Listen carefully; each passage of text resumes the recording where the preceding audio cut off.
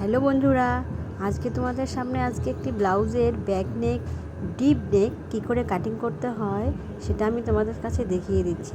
আমি ব্লাউজের লম্বা নিলাম 15 ইঞ্চি এবং বডি নিয়েছি 10.5 ইঞ্চি, সেলাই মার্জিন সহ টোটাল ব্লাউজ হচ্ছে 35 ইঞ্চি বডি। এবার আমি কাঁধের মাপ নিলাম 5.5 আর গলার মাপ নিলাম 2.5 ইঞ্চি। এবার ডিপ নেব 9.5 ইঞ্চি। তোমরা যদি ডিপ চাও তাহলে 10 ইঞ্চিও দিতে পারো। আমি 9.5 ইঞ্চি নিলাম, এখানে নিলাম 3.5 ইঞ্চি। এবার এখানে লম্বা দাগ টেনে দিলাম।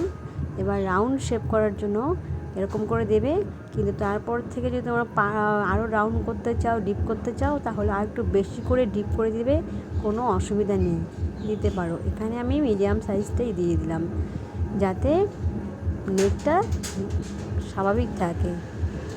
এবার আমি কেটে নিলাম, ব্যাস এই তো আমার কাটিং ডিপ নেক হয়ে গেল। এবার আমি মেন কাপড়ের সঙ্গে এটাকে ভিতরের দিকে জয়েন করে নেব, পুরোটাকে সেলাই করে নেব। এবার আমি সেলাই করে নেওয়ার পরে আমি গলার যে পট্টিটা লাগাবো সেই পট্টি কাটিংটা তোমাদেরকে পরে আমি দেখাচ্ছি। তো আমি পুরোটা আগে সেলাই করে নিলাম, কারণ যাতে কাপড়টা মেন কাপড়ের সঙ্গে আস্তরটা যাতে সরে না যায়, তার জন্য আমি সেলাইটা পুরোটাই করে নিলাম।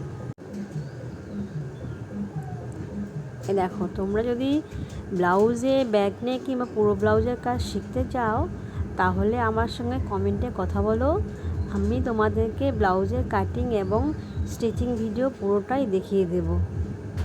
যদি আমার ভিডিওগুলো ভালো লাগে তাহলে লাইক কমেন্ট করতে ভুলো না। আমার পুরো সেলাইটা হয়ে গেল।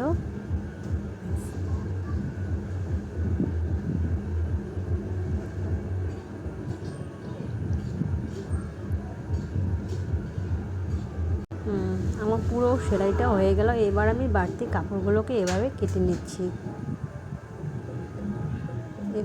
নিচ্ছি, ব্যাস আমার